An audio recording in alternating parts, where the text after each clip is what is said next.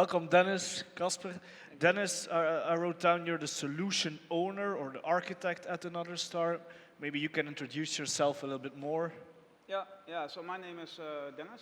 I work since 3 days for Another Star, the new franchise taker for CitizenM hotels, as we got acquired by Marriott Hotels. So I'm the solution owner for the shared service domain. So basically connecting the back end, so finance, HR, procurement, legal, AI, RPAs, anything basically that's shared, to the front end, so really to the customer journey. And my team is focusing on the end user journey within the support office. 10 years in the company, worked 10 years with this guy. So, Casper, yes, go. Casper. I work on the integration side of Itsus, and like Dennis said, I've been working with CitizenM for about 10 years, and I think our first emails to Epic Base were about 5 years ago, 5-6 years ago, when we started implementing Epic Base, and basically been working ever since. If I understand, Epic Base is part of a larger ecosystem within Another Star, right? Yeah, Epic Base is one of our, let's say, best of breed solutions. So we don't really have one tool that does it all. We don't really believe in it. Why? It's because how fatter you get, how less flexible you get. So we really focus on those islands in our business needs, because before CitizenM basically got founded in 2008, we were not only a hotel company, but also a developer company. So we built our own hotels, modular. So there's a lot of different segments within our business. But also, for example, retail business, website, many areas that really need typical tooling that's best in class for that process or domain. Can you maybe elaborate a little bit on the background of CitizenM and the ambassador model? Yeah. So I think it relates a lot to all the sessions before, actually, because how do you basically, when you go now to a hotel, you remove the signage, where are you? You have no idea. At least for the bigger hotel chains, where basically you don't know actually where you are. So CitizenM is really born out of frustration. So the former owner, Ratan Chadha, was the owner of Max clothing brands. And he had designers flying all over the world, basically to work, to meet. And he also always had to book hotels in locations that were outside of the city centers. He got a lot of extras or services that were not really needed. So think about minibar, room service, typical things you don't need. You just need a good bed, a good shower, a good coffee, a good breakfast, and you're out again meeting or doing other activities. So from that perspective, CitizenM got founded. So we took the hotel, the traditional hotel, and we took out everything that you don't need. And within there, normally, traditionally in hotels, you have a lot of segmentation in roles. So you have an F&B employee, a manager, and maybe another manager. We made that completely flat. And why? It's because the guest is in the end the most important. That's why you all do it for. So by changing actually the pyramid and moving it upside down, you actually put people in the hotels on top. And everything else is serving those employees. And that's basically the model. So the ambassadors can fully focus on the guest experience. Don't need to do any administrative work, as it is all centralized in our head office in a small town in Voorschoten. Not sure if you've been there before. And then we service the whole hotel chain worldwide, 38 hotels. Yeah. And how has technology played a role in this? We think that technology is actually part of our culture. Culture is also technology. So we're actually a tech hotel company, because if you want to take away friction, administrative tasks, the first thing you need to do is automation. So you don't want people in the hotels to focus too much on registration cards. We were in a hotel yesterday, for example, and when you come in, you have to stand in the line. And then finally it's your turn, because it can take 20 minutes if you're unlucky. And then they often ask you, like, have you been here before?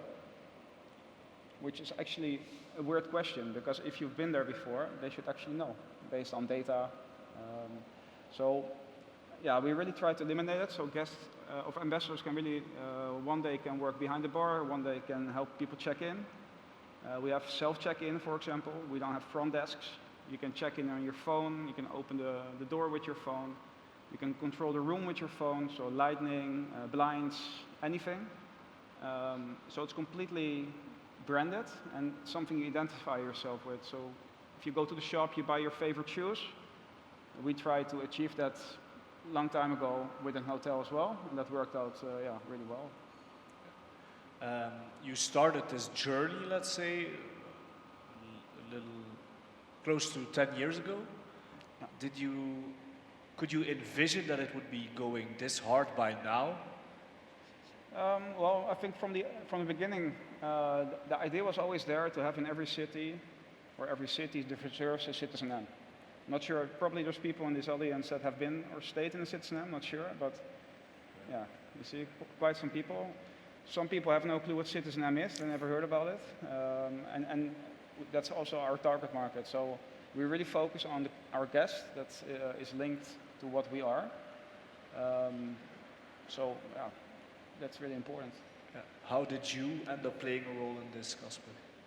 Yeah, I mean, I think 10 years ago, how many hotels were there? Like 3 or 4, I guess. You had Amsterdam 2, Rotterdam 1. Yeah, we had 4 hotels and developing 6 of them at that moment. Yeah. So back then it was mainly focused on the ERP software that they used over at CitizenM. Everything was mostly based in the Netherlands, so before they expanded to first Europe, later United States. So the application landscape was also quite small. And we mainly assisted them in ERP, and only later when these expansions came is when we stepped in with integrating and helping out with finding these best-of-breed solutions together with Dennis and his team. Yeah. I read somewhere that at one point it was the goal to build something that you could keep working with or building on for the next 50 years. When did you realize that you might need help for this?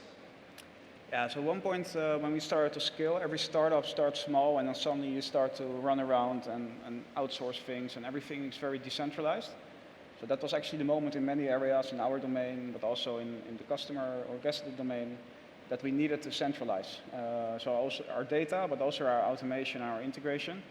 Because you can imagine that when you have a best-of-breed landscape, it is very challenging basically to integrate everything individually, but also make sure that when you grow and you open 6 hotels per year, everything needs to be connected, everything needs to be maintained. So you want to be able actually to very fast link everything very standardized. So every country has its own compliance, its own payment methods, its own specific need. And if you can centralize that and automate that, it gives you a lot of speed. And actually the solution that is basically core of the product ITSUS developed, which is called Cortex, is also inspired on our business model. So when we opened the first hotel in Schiphol in 2008, we were the first hotel where you could do self-check-in within 1 minute. So you could come in, no front desk, type in your name or email, you go through the screens, the back end, loads of API calls are happening with the PMS system, with the reservation system, and then in the end, you get your card and you can go to your room.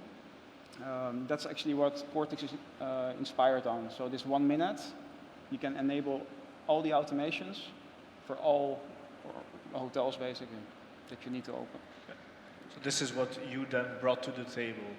Yeah, that's true. And I think you mentioned that building a tech stack that lasts for 50 years, I think the essential key in that is to have flexibility. So in the 10 years that we've been working, we've implemented applications, and 2, 3 years later, we've already replaced it, not because it was a bad decision at the time, but because of technology keeps evolving at a rapid pace. And I think also now with AI getting involved, that will only continue to be more so. So yeah, we mainly focused on being flexible in CitizenM, picking whichever application they need, and really be just like a plug box. You take one plug out and you click in the other without disrupting any of the business as smooth as possible. I read somewhere that you describe it as like your ERP is the mainland and then you have islands floating around. Could you maybe explain that a little bit more? Yeah, so how we basically define our tech stack, it's open API, so it's very flexible. And we have a backbone, so we have a foundation of, let's say, our finance. Every company has its foundation that you need to build on. A bit like a house, the example that was shared in the previous panel. So when you build your house, you build your foundation, but at the moment you start sitting on your sofa, you don't want to think about that foundation anymore. But you do want to change the sofa now and then. You do want to paint the walls again. So if, for example, business needs a new tool, for example, Epic-based that we implemented, and we take out one and we implement another one. But business process-wise, it will, of course, evolve because new possibilities, but foundationally nothing changes because it's just another tool that you connect and you basically go live and you operate. So, yeah, this is a little bit, how to say that? The look in our kitchen. So this is basically Epic-based being in the center of the rest. And what's very important in the end user journey is that we actually don't only look on Epic-based and then stop, because data goes into Epic-based or goes in, but also comes out, goes somewhere else, goes to your finance, goes to your goods received not invoiced. Based on that, you make accruals for your finance team. You have invoices coming in. So that whole journey is actually one big donut and not just one piece of the pie. And I think that's really the strength of what we have per tropical island or specific area that we have dedicated tooling for. What does this mean for dashboarding? Well, for dashboarding, we set rules. So every tool we onboard, it's mandatory to have single sign-on, but it's also mandatory to have data warehouse integration. So there's no tool we implement that leads to reporting or has any critical information. So everything internally, we have a really good team working on data science. So all that data comes there together in one big lake, and actually based on needs, based on business requirements, internally we can develop any dashboard they need. Whether it's macro, micro data, doesn't matter. But in the end, data is key. We also sometimes say without data, you're just a person with an opinion. So yeah, data is everything. But architecture below that is very key to evolve and keep being ready for the future. If I circle back to the architecture, did you ever run into the fact where you think, maybe the foundation was like too small after all? We'll have to add a little block or pour some concrete or... Well, yeah, I mean, we can definitely say that we grew together with CitizenM. So with their input, that also definitely made us help. So yeah, we've encountered that a couple of times, of course. The need for real-time API calls, for instance. So that only helped us to keep stepping up our game, for sure. And I can imagine if I hear Peter and Karel going hard on the developments within AI, that at this time you have to be ready to move and grow fast regarding that. What's coming next for you? For us, it's indeed also AI, and having so we have options currently for backend for clients as a back office user to make modifications in the integrations, and that's something that we want to keep on working towards in the next couple of years. So, of course, with the help of AI, that will make end users a little bit more tech savvy, right? So they'll be able to do more and more, and we want them to accommodate to happen for them. So yeah. Then it's within another star, let's say. Who are the key users? Who influences this the most? Well, in the end, the end user. So it starts with the guest and the people on the floor. I think that's the most important, is that in hospitality, the people on the floor are the most important, because they have direct link with the guest, and therefore are most important. But it also depends, because in the domain we operate, it's shared services, so there you have a finance clerk, or there you have an HR employee. For us, it's really the challenge is to bring everything together and link it eventually really from the back end completely up to the employee in the front end. The people who are in direct contact with the guests, how often do they get into contact with all of this? How often do they have to use it, do something? Well, I think the people in the hotels, they work with Epic Base, right? So Epic Base they use for ordering, they use for stock counts, waste registration, anything that you basically can do, goods received. And they only work with Epic Base. They don't have to email finance, hey, when is the invoice getting paid? They don't have to go to the ERP system and log in and see what the statuses are. Their single truth is only Epic Base. And of course, there's a point-of-sale system, there's a PMS system, there's many other tooling. And therefore, we actually have another solution where we actually have a self-service app where we link everything together. So you can actually, on your phone, create support tickets, you create an order on Epic Base. So by enabling that, basically, you give the employee way more value and way more time to spend on guest relations and not so much on administrative work. Could you, maybe it's impossible, like say how much time they spend using this app? Well, not much, I would say. That's what I imagined. Yeah, well, for example, we do a lot with auto-replenishment, for example, especially the fixed, the crates, the beers, all that, you know, the drinks. It's very easy to replicate an order and send it out automatically. But there's also a lot of development there based on tooling, because again, as we said before in the panel, like you cannot do everything at the same time. So it's in the end like building Lego, and you start with the first bag, second bag, and you have no clue what it's going to be until you reach the fifth or sixth bag, and then you actually start to add value, and people start to see it. And that's what you actually need to manage a bit. So actually, yeah. So part of I think the return is that you can implement this pretty efficient by now. You were opening hotels pretty fast. How did It's Us come into play with that? Yeah, I think there's a nice slide for that.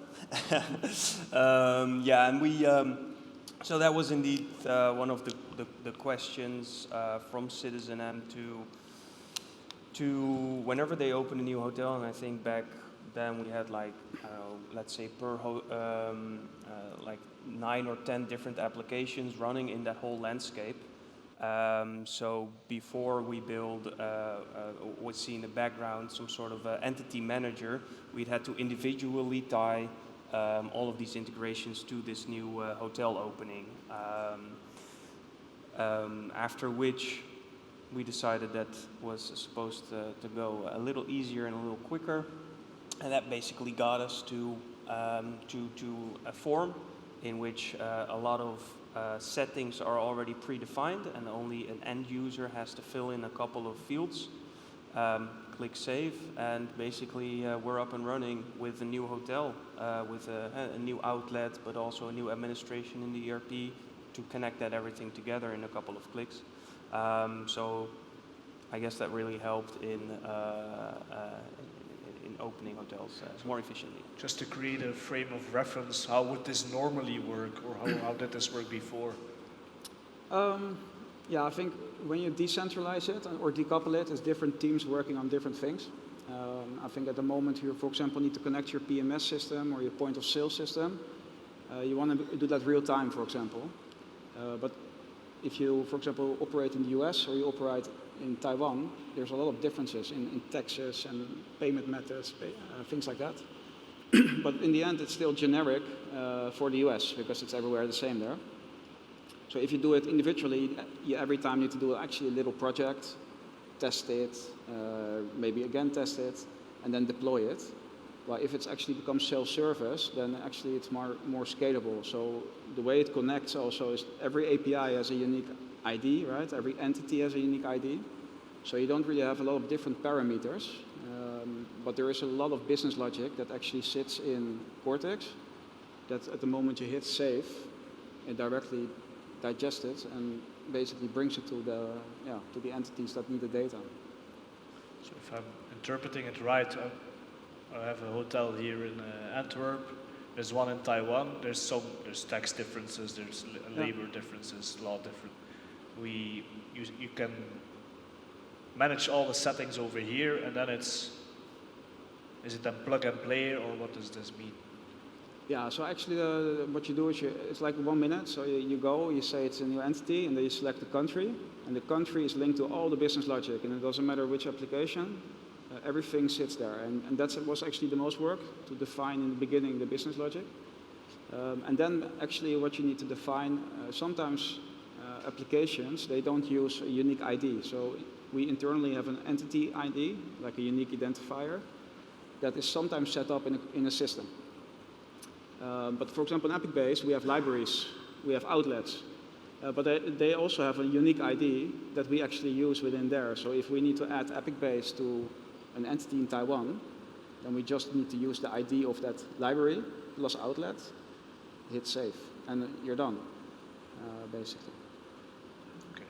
It sounds very futuristic maybe, but it really works like that, and it's just beginning is a lot of work, foundational, but once you enable that foundation, you can go anywhere, basically. Any time something like this happens, are you involved again, or how does this then work? No, preferably not. So preferably it's Dennis and his team that can completely set this up. Like Dennis said, I mean, of course, if they start in a new country, like there might be some new settings, some new translation tables that need to be adjusted that might be hidden somewhere in the code. So of course then he'll give us a call. But if it's in the same country, it's just plug and play. Yeah. So when we say you've been working together for over 10 years now, it's with ebbs and flows, or how should I imagine this? Well, it's in the beginning is always the hardest, right? For anything, I would say. So in the beginning, it's about architecture. What is your North Star? Where do you want to go? What is the idea behind what we're doing? And once you define that, you actually do a few steps backwards, I would say. You go in minus, actually. You don't really have anything tangible. But once you pass that moment, you can actually start to very fast enable and grow further. And I think what's very important is that what you actually do as a business, so what is your core business values and how do you operate, that you always translate that back into your backend and your automation. Because in the end, it serves it then very naturally. Can you imagine that in 10 years, us has grown a certain direction as well? Are you growing in the same direction, or? Yeah, absolutely. We learned a lot from CitizenM as well, so we try to leverage that into focusing more on hospitality and food and beverage. So yeah, definitely. Yeah. So I'm still assuming that you're both pretty happy with the partnership. What would you say are some key ingredients to really make sure you get right when you begin, because that's the hardest part? Yeah. Shall I? Yeah. No. So what really helped us is in Voorschoten, in their headquarters, CitizenM has this experience center, so to say. So basically every application that they have running, they have set up into a small experience center in their office. And a couple of years ago, we invited all the developers that have been working with CitizenM as well, to come over to the headquarters and really play with what the front end users see, and that will give them very contextual knowledge. Okay, hey, if this integration does that, and that really helps switching that mentality from just whenever Dennis has a task and then providing the service, the labor to do so, into oh, hey, but I know this process and maybe we could do it like this as well, right? So that's really one of the foundations, I think, of working together, being an extension of Dennis's team, so keeping that flat hierarchy that they have over at CitizenM and try to adjust to that as well. But also having a good and in-depth understanding of what CitizenM tries to achieve and what they do on a day-to-day. Yeah. So yeah, by literally crawling in the skin of the end user and handling the app. Yeah. Okay, good one. Good one. Are there other qualities that you would like list as this is essential if you want to choose the right partner to do this with? I think picking a right partner, we never call it a supplier. For us, the core suppliers are very key because we are nowhere basically without them. That counts for many of them in different domains. I think in the end it's very important that it's indeed flat. So I prefer to talk to a developer directly than I talk to someone in between. Just because that developer is actually key in the thing that I want to achieve. So for me, that basically is an extension of our team, but also about our process. So yeah, I think it's all about trust, transparency, and in the end, yeah, you work together, you benefit from it together, you grow together, and often when you approach suppliers or vendors, software, you have loads of account managers in the first call, a nice presentation, but they actually have no clue how you operate. They have not asked you, can you give me some use cases? Can we go to your hotel? Can we see how it works? Because then we can actually show you something that actually represents your business. I think that's very key. So really use your own frustrations and translate that into a solution. And then you get into some kind of collaboration with EpicBase. Whose idea was this? Who brings this idea along? Is it more from you or Casper? No, that's actually business. We are neutral, so for us it doesn't matter what the tool is called, or we just have to make sure it works and it's integrated. But also EpicBase came out of frustration. I worked in hospitality for many years. I worked in the big chains, let's say Marriott, Hilton, Steigenberger. And hospitality is really behind in software, and especially in menu engineering and stuff like that. It's very difficult to find a solution that does it all and does it also really well. So at that moment, yeah, we had a solution that completely didn't work. It's more focused on retail. So yeah, simplified box is a box that goes out, comes in. So we had really a need to give our employees something that they could rely on, that would make it easier for them, but also that supports basically what we want to achieve for our guests in the end. So this is a need that came from the business. Yeah. You went looking for a solution, and then somewhere you had to. Is it then your job to put all the pieces together, or how does this work? Well, I think for most clients, yes. I think Dennis is a little bit more tech savvy than most of the people that we work with. But normally, that's indeed where we will come in, and then we just really dive into the API documentation. In some cases, unfortunately, there won't be much. In EpicBase's case, I'm glad to say that there is it's all very well documented. But that is indeed where we come in. So we define user stories from the business, and based off of that, we start puzzling with the APIs that we have and matching and mapping the data together with the client's team. Yeah, I think requirements is from a business, from the end user is very important. So it doesn't really matter what we how we wanna use it.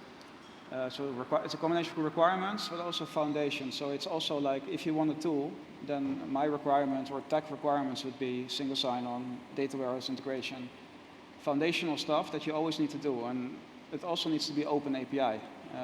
We don't really pick solutions that are using legacy integration ways, where you heavily depend on a vendor, for example, because for us that doesn't work. Because we want to evolve. We don't want to basically build something and let it die. Foundation story.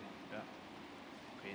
So then you have a need in the business. You think you found a good solution. You check it. And what is the hardest part to get this going? Well, I think I think we heard it already. Change management is very important. So at the moment you're ready, you need to enable the people, train the people, of course, during projects, for example, but also the value of what they get, they need to understand that, and they need to want that.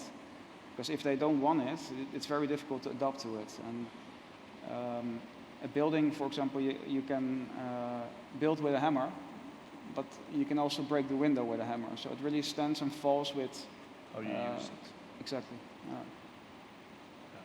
Do you have an example of where you smashed in one of the windows? Yeah, sometimes you don't really follow requirements sometimes, especially when you're a bit smaller, I would say, when you have a high demand and you suddenly need to deliver something because there's just a lot of urgency, so then you don't really could potentially follow all the steps. And then sometimes you make decisions that are actually against what you want and who you are, and then you actually come out with a solution that doesn't work, and then actually you invest a lot of time and money, of course, and effort in something that actually already dies at the moment it goes live. Do you have an example in mind of when this happened? Yeah, I would say in the beginning. I think Epic-Base is actually a good example. Epic-Base relieved us with that. So we used to have, as I said, a retail solution that was working on a hospitality edition. But hospitality is very different from retail. I mean, there are a lot of examples, but especially for the ingredients, the unit of measures, anything. So there we actually found out that actually what we wanted was an extension on the ERP system at that moment. So actually making the ERP system more fat, standardized, so not too much integration and all that. But actually we found out that it doesn't work because we fully depend on customization, we fully depend on product development, and we want to be flexible. We want to, like Epic-Base, it's open, you can communicate, you can get data, you can send data. So if I'm understanding right in idiot language, if you have this big fat ERP and you want to add new stuff, you have to build it almost in-house, especially to play nice with the ERP. Yeah. And it's probably, or for you guys, it's more interesting and faster if you can just, with the APIs, add in different... Yeah, when you have an API layer, you basically have a shield around your core system, and that shield basically connects to everything else. And it doesn't really matter what you then change, it just natively connects. But of course you have to go through what field to map and all that. But it makes you way more flexible, and in the end also linking to what we are. We are not like a traditional hotel where we do everything the same, and we are disruptive, and we try to be also that in automation. Yeah. Is there a next disruption coming up, something that's cooking, or? Well, we just got acquired by Marriott, so yes, we will definitely, we're actually going now into the AI era, so actually the MCP servers we're actually working on already, so what we actually want to achieve is the ERP system. I'm not sure if there's finance people here, but normally you come in on Monday, start to book your bank statement, your invoices, your sales invoices, all that. We will actually want to approach it more from like a Tesla ID, so in the old days when your car broke down, you were looking under the hood, had no idea what you were looking at. But now you suddenly have a dashboard that proactively allows you to understand something before it happens. So we are really investing in an AI ERP employee, or digital employee. We have some already active, but that actually can fully take over finance. So book all the bank statements, book all the invoices, book all the sales invoices, do revaluations. And the only thing you do still is look at that dashboard and look at the exceptions. You don't focus anymore on the 80% because there's no value there. It's just repetitive, always the same. So that's something we're heavily investing in, and eventually also to make our operations more efficient. How do you have complete trust in that? How do people let go of the 80%? Yeah, that's a good question. So I think in the end, it's you have to show them, because AI does not replace people, and people don't replace AI. In the end, AI enables people also to grow, because a lot of people, they work for 30 years in a role, for example, and then they retire. But now actually enable them to naturally grow. So there's a lot of work still in other areas that they can pick up. And I think in the end, it's coming. It's also something that it's a bit of a no-brainer, I would say. But it's a lot of change management, a lot of explaining, a lot of training, a lot of value exercises. Now with this acquisition from another star, does this disrupt your plans for growth, or is it like an accelerator? No, it's an accelerator actually, because the brand stays the same, so that's good. And we actually focus now really much on disrupting hospitality. Hospitality is very much behind in terms of automation. It's very, I always call it the old elephant that we used to have in the Ice Age. You see it everywhere. It's all decoupled, point of sale systems not linked to your finance. And I think there we can actually, as a franchise taker, enable a lot of other hotels, but also roll out way more CitizenM hotels. I think that more and more we're hearing that and believing, realizing that we're running like a little bit behind the industry. Casper, if a player feels like, okay, it's time to upgrade our stacks, how do they begin? Where should they begin? Yeah, I think I understand the frustration from Dennis that the hospitality is behind, but you see it you see it in logistics as well. For instance, where you've got the warehouse management systems that are so big, so complex that these legacy systems still keep on existing. How do you make that change? Well, also you mentioned how can you get your employees to trust the system, and I think that comes with small steps.